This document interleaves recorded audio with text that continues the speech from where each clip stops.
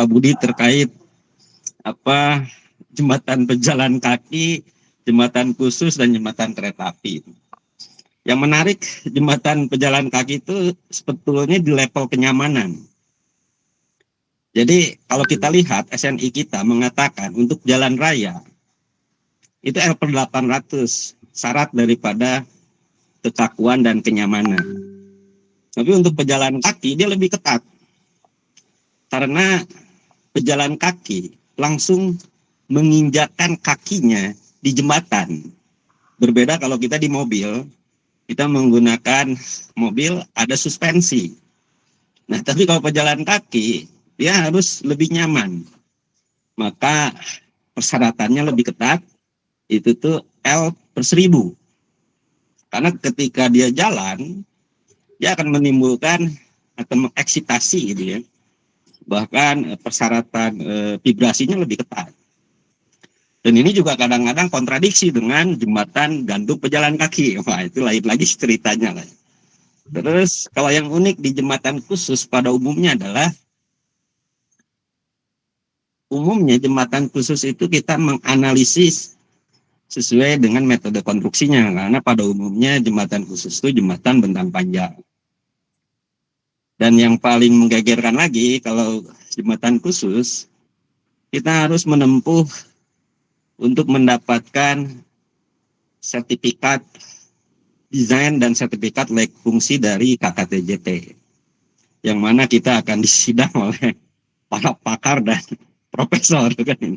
Itu yang kadang-kadang banyak engineer agak ngeri-ngeri sedap lah untuk mendesain jembatan bentang panjang ya, karena di situ kita benar-benar diuji profesionalisme kita. Mungkin itu Pak Budi, saya takut panjang lebar, dilanjut. Dua patah kata dari senior tadi, mantap. Ya, makasih Pak Ebang. Gitu. Nah, mungkin sebelum lanjut Pak Ugi, ini ada yang tanya tadi apa namanya dari Pak Adisati. Bisa dikasih komen enggak Pak, jembatan kereta api di Joglo Solo karena terlihat besar sekali. Nah ini ya Pak, apa namanya, ada gambaran enggak Pak terkait dengan di mana? Di Solo Pak. Ini. Namanya jembatan apa? Biar saya googling dulu. Joglo Pak. Oke. Kelihatan Pak? Oh di ini ya? Ya. Jadi di jembatan di apa namanya di Solo itu kan ada jembatan ininya pakai baja terus sebenarnya pakai gelagar beton juga setahu saya gitu ya. Gitu. Ya mungkin kalau nggak salah ini Pak Bang ya. Ini perencananya Budina Gi. Wagner ya? Wagner perencananya Budina kalau nggak salah. Ya. Itu memang kadang-kadang di sini kadang-kadang paradigma lama dengan baru itu beda ya. Paradigma baru itu sekarang membangun itu bukan lagi berdasarkan kebutuhan basis untuk melintaskan transportasi yang terputus gitu ya, tapi ada ego rejim kan gitu ya, dan ada pesanan kan gitu ya. Saya sempat tanya juga ke Budina, ngapain sih pakai jembatan kayak gitu, kan menurut saya jelek kan itu. Tapi di sini seolah-olah ada suatu yang melatar belakangi bagaimana jembatan itu tuh tidak boleh terlihat ada sambungan. Makanya itu banyak menggunakan pipa tuh. Itu pipa tuh batang-batangnya supaya terlihat lebih enak, visualnya tidak ada sambungan dan lain-lain. Nah, yang paling dipilih pada waktu itu bentuknya adalah profilnya itu pipa dan itu dilas, tidak ada sambungan baut. Itu sih yang saya tahu dari sumber A1-nya ya, dari Budina. Tapi mungkin seperti yang Pak Ugi sampaikan tadi ya, mungkin ini secara fungsi mungkin jadi over gitu ya Pak. Tetapi mungkin tadi ada fungsi yang dikejar, ada lainnya, mungkin fungsi landmarknya kayak gitu ya Pak ya. Jadi mungkin ada kalau pertimbangan lain ya. Iya, pertimbangan lain gitu kalau melihat itunya, karena memang sebenarnya lintasan kereta apinya juga nggak terlalu banyak sebenarnya, karena ini menghubungkan kereta dari Solo ke Semarang gitu Pak, yang lalu lintasnya nggak terlalu banyak kayak gitu sih. Ya memang kelihatan besar, dan memang kebutuhan kebutuhan strukturalnya memang segitu gitu ya. Bentangnya panjang gitu kan, jembatannya juga lebar, ya itu memang kelihatannya sangat besar gitu ya.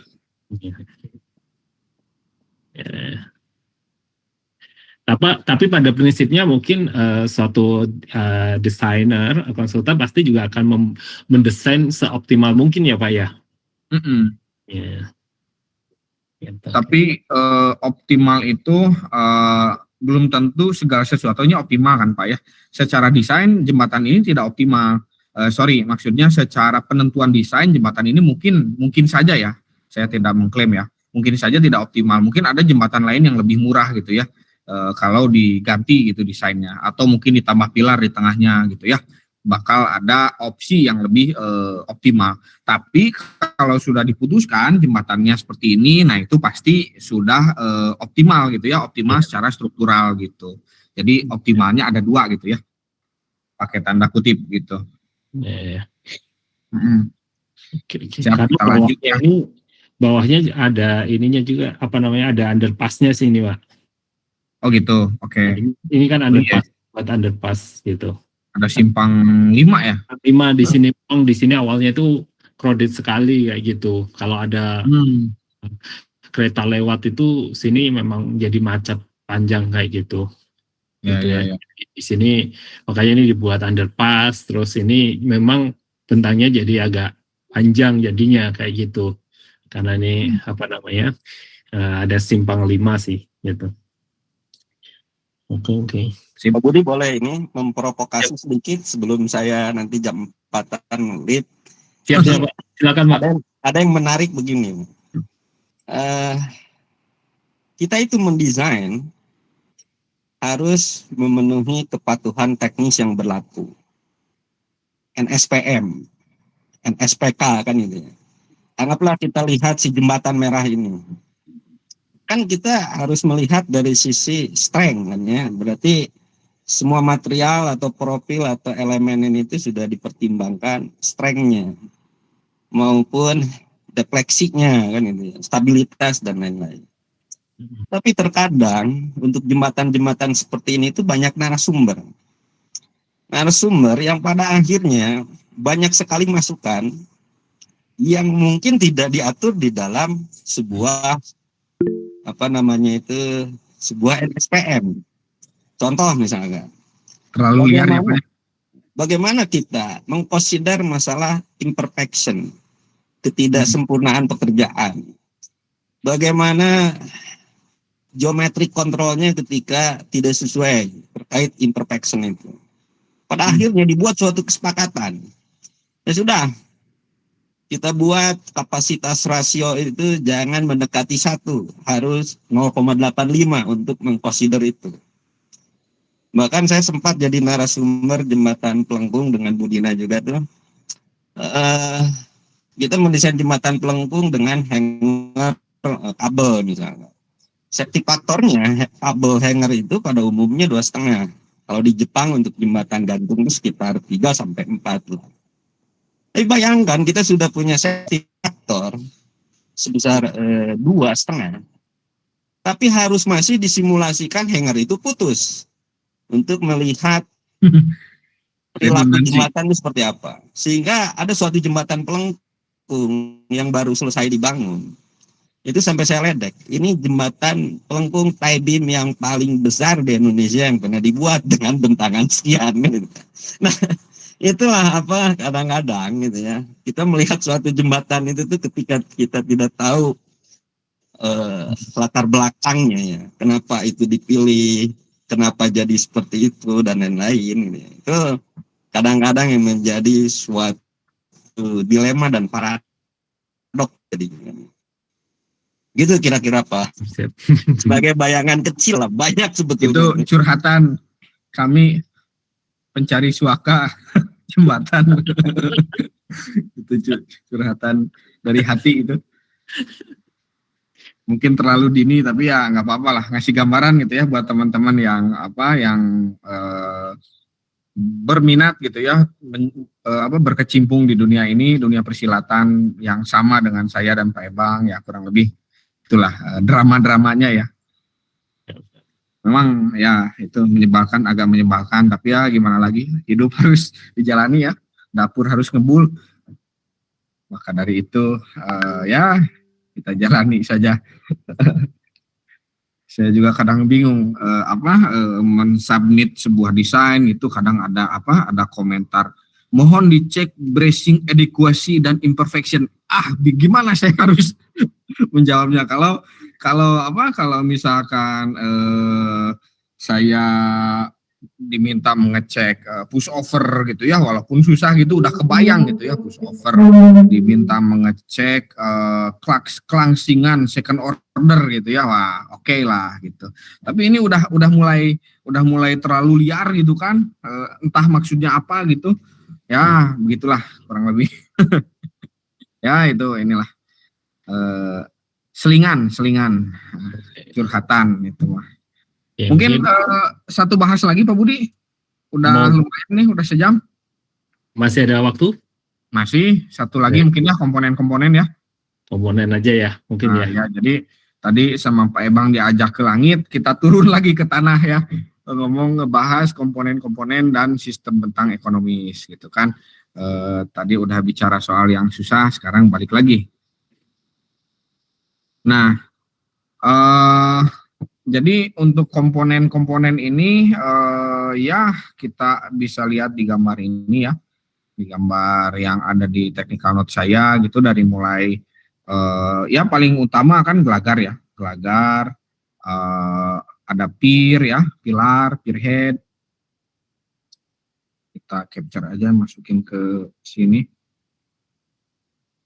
Izin menyela Pak Ugi dan Pak Budi, saya ada kuliah, saya pamit duluan. Terima kasih. Terima kasih Pak Ebang. Kopi aja di sini, bisa coret-coret ya.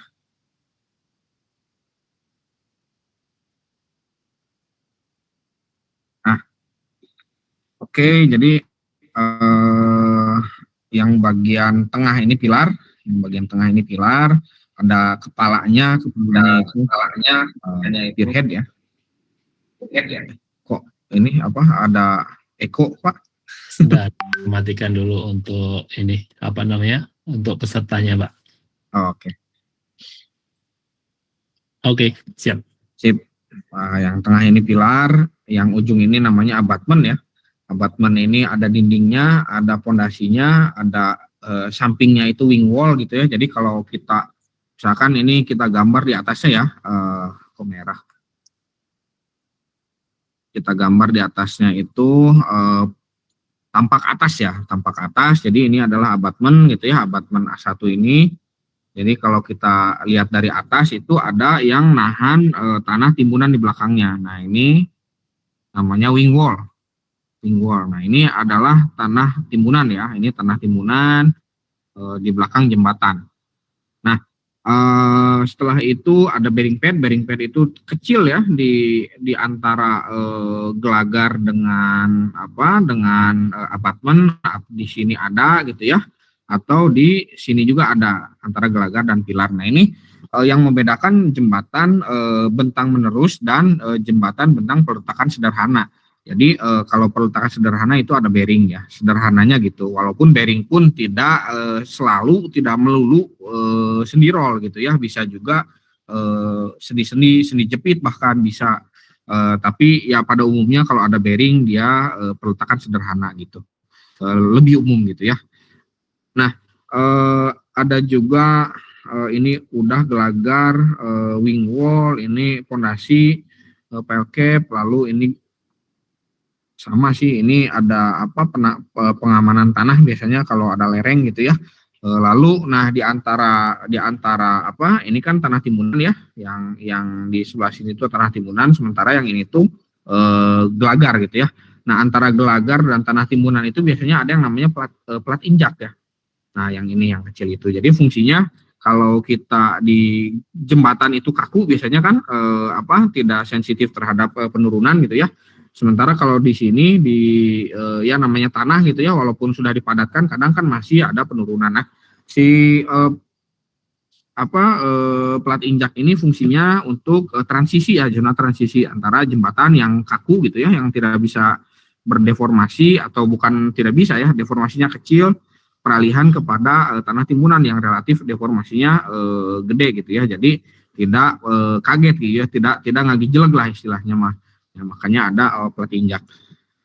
Lalu ada juga pipa drainase ya, pipa drainase biasanya di sepanjang jembatan itu ada banyak gitu ya, dicucurkan, dialirkan itu ke bawah jembatan supaya kering jembatannya. Lalu ada apa lagi semua ya. Nah, jadi kalau kita lihat nanti juga kita bahas secara sistem struktural jembatan itu seperti apa, ada stasis tertentu. Tapi khusus jembatan yang ada di layar ini itu itu sistemnya itu seni roll ya. Jadi kayak kalau kita di statika semester 2 mungkin ya, semester 3 ini seni roll gitu ya biasanya. Seni roll. Nah, nanti beban ini ditransfer ke pilar. Jadi pilarnya itu berdiri sendiri sebagai cantilever beam ya, cantilever beam gitu ya. Nah, ini ada tumpuannya gitu kan. Si abatment juga sama, nanti cantilever beam. Nanti beban yang ada di atas gitu ya, beban apapun itu, ada beban truk, beban lalu lintas, beban temperatur dan lain-lain itu didistribusikan di masing-masing tumpuan gitu ya, lewat bearing nanti jadi beban di pilar gitu ya, jadi beban di pilar. Nah, ini ada pembahasannya nanti ya, lebih detail gitu. Yang pasti sekarang mah komponen-komponennya dulu komponen-komponennya dulu. Nah, ini bagian ini biasanya dibilang dari abatment atau dari pilar ke atas. Nah, saya kasih merah gitu ya, atau jangan merah, hijau ya, hijau. Nah, bagian ini dari pilar ke atas biasanya dibilang struktur atas ya, atau upper structure. Jadi bearing, gelagar, ada plat lantai, ada diafragma. Diafragma itu yang menyambungkan antara gelagar dengan gelagar sebelahnya gitu ya. Ada juga drainase dan lain-lain. Drainase bukan struktur ya. Itu kita bilang struktur atas atau upper structure. Ini upper structure. Nah, yang ke bawah gitu ya, dari mulai abatment, wing wall, pile cap, fondasi dan lain-lain. Saya kasih warna biru gitu ya. Nah, ini itu adalah lower structure atau struktur bawah gitu ya. Nah, yang bawah ini adalah lower structure. Nah, ini ya tinggal dibaca aja lah ya, ininya apa, bukan kriteria, penjelasannya ya. Penjelasannya jadi ada plat lantai, ada gelagar. Tadi lokasinya mungkin udah tahu, ini penjelasannya atau definisinya, ada parapet, ada bearing, expansion joint. Nah, expansion joint itu biasanya lokasinya di dekat bearing ya. Nih yang warna kuning, lokasinya di sini. Nah, jadi untuk antara gelagar dan gelagar atau antara gelagar dengan pilar itu biasanya ada celah supaya kalau ada pergerakan akibat mulai susut ya atau temperatur gitu, itu ada enggak tabrakan gitu ya. Kalau untuk tipe semua jembatan apakah akan pakai bearing gitu Pak? Enggak, jadi untuk jembatan coba saya kosongin ya, mana clear teh.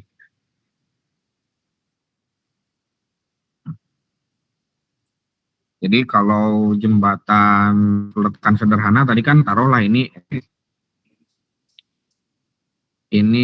abatment lah ya, ini pilar gitu ya. Ini pilar gitu kan.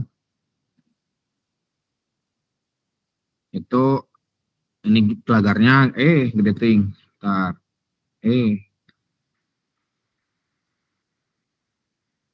Nah, dia nggak terhubung langsung gitu ya, nggak connect gitu. Dia hanya duduk di bearing pad gitu. Nah, ini bearing padnya di sini. bearing pad. Nah, kalau ada juga tipe jembatan continuous ya. Continuous itu dia tetap di ujungnya ada bearing ya, peletakan sederhana. Nah, tapi di bagian pilarnya dia menerus gitu ya. Nah, ini pilarnya kayak gini. Nah, ini gelagarnya ya. Nah, itu. Nah, gitu. Ya, ini dipotong lah ya. Ya, ada bearing pad. Nah, ini bisa menggunakan bearing pad juga di sini. Biasanya bearing padnya ya bisa 1, bisa 2 gitu ya, tergantung desain gitu. Bisa 2. Ya, ini kurang lebih kalau di statika di gambarnya seperti ini. Nah, gitu. Atau ini bisa 1 ya, bisa 2, bisa 1 sih ininya sih tumpuannya. Ada yang monolit, memang dia continuous gitu ya, nggak pakai bearing, tapi biasanya di ujungnya tetap pakai bearing. Nah, kayak jembatan box girder. Nah, ujungnya tetap dia pakai bearing, abutment gitu ya. Abutment dia pakai bearing. Nah, tapi pas bagian tengahnya dia dicor bersamaan dengan pilar gitu ya. Nah, kurang lebih gini lah. Ini pilar ke bawah gitu. Bearing. Nah, kalau ini mungkin sisa kayak tal gitu ya. Jadi gimana gambarnya? Jadi kalau di ujungnya tumpuan, misalkan roll gitu ya. Roll. Ya, di tengahnya langsung connect dengan pilar. Nanti di bawahnya dijepit gitu ya. Gitu. Nah, ini bisa pilarnya bisa 1, bisa 2, bisa 3 gitu ya. Kalau pilarnya 1 ya ujungnya roll lagi. Roll. Itu mungkin Budi Ya. gambaran. Jadi sebenarnya bearing itu juga ini ya, tergantung tipe jembatannya nanti ya Pak ya.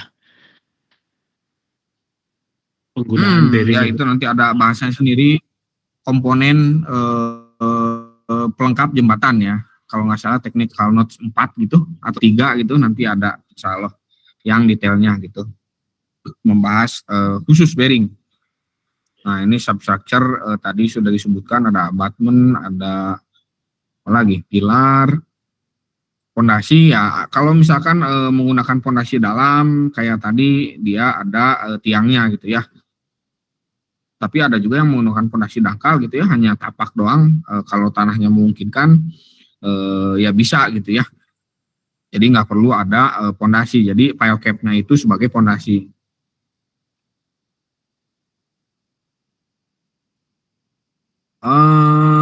Itu mungkin ya, nanti kita nextnya kita bahas tipe jembatan secara bentuk.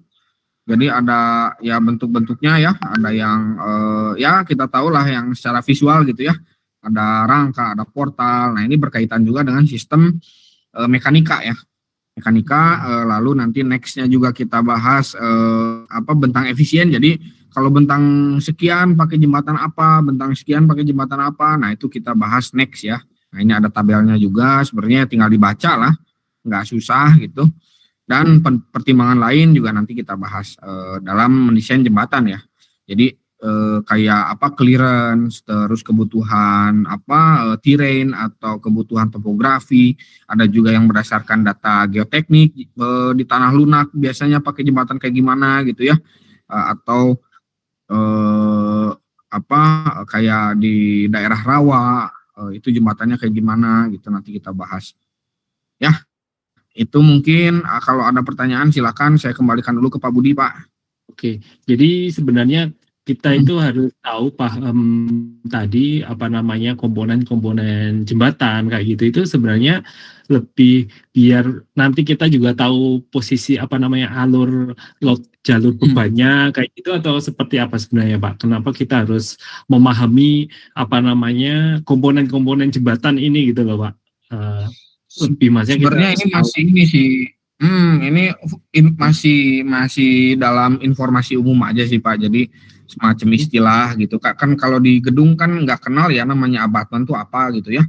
Wing wall tuh apa gitu, jarang lah orang gedung ngedenger istilah abutment gitu. Jadi masih sifatnya masih agak umum gitu Pak, informasi umum. Belum terlalu teknis. Memang itu ngerembet Pak nantinya ke aspek teknisnya gitu ya, tapi ya belakangan lah, sedikit-sedikit gitu ya. Ini masih cangkangnya lah. Masih bab awal gitu.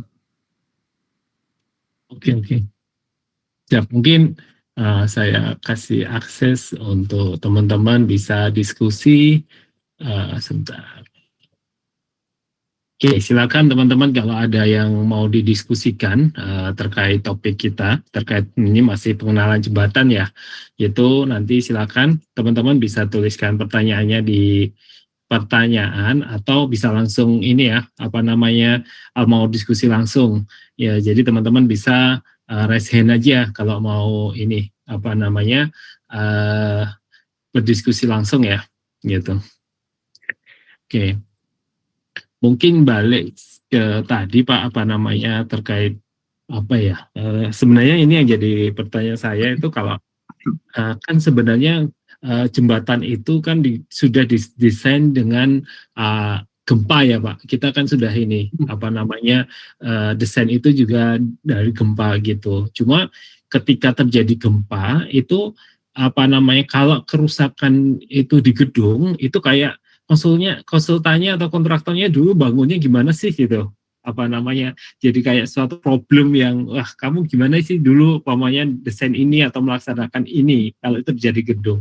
Tetapi ketika itu terjadi kerusakan di di jembatan itu jadi kayak hal yang dimaklumi gitu loh Pak, ya itu kayak force majeure aja gitu. Kenapa ada kayak perbedaan paradigma seperti itu ya? Atau ini perasaan saya aja. Jadi ketika terjadi gempa, ya kan harusnya malah sebenarnya lebih vital jembatan ya, karena ketika itu rusak atau itu kan kayak kasus yang kemarin kita bencana di Aceh, Sumatera, itu yang bencana banjir itu banyak jembatan-jembatan yang akhirnya terputus kayak gitu. Itu kan juga akhirnya kayak ya ini force majeure gitu. Tapi kan itu akan jadi malah menyulitkan sekali gitu loh Pak.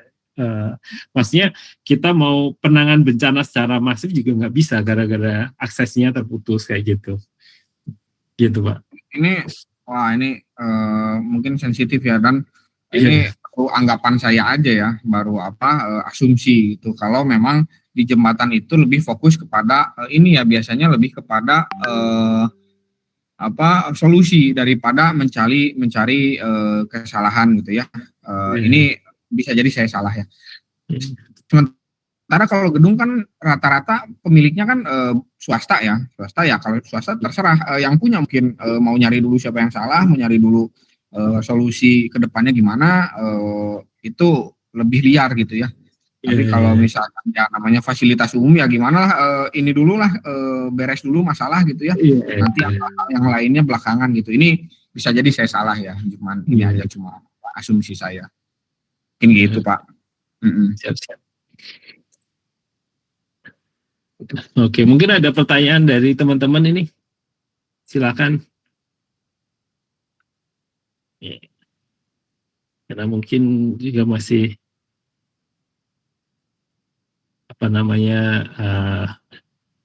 masih dasar ya, mungkin masih belum banyak pertanyaan ya.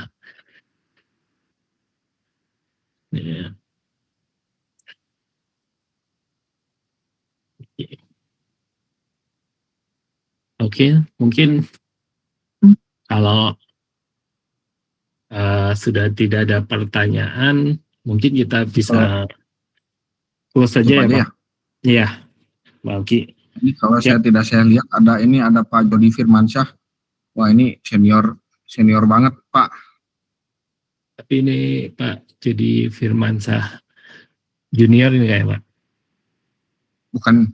Bukan ininya Budina ya, seniornya Budina. Saya jadi takut kalau Pak Jody nonton saya.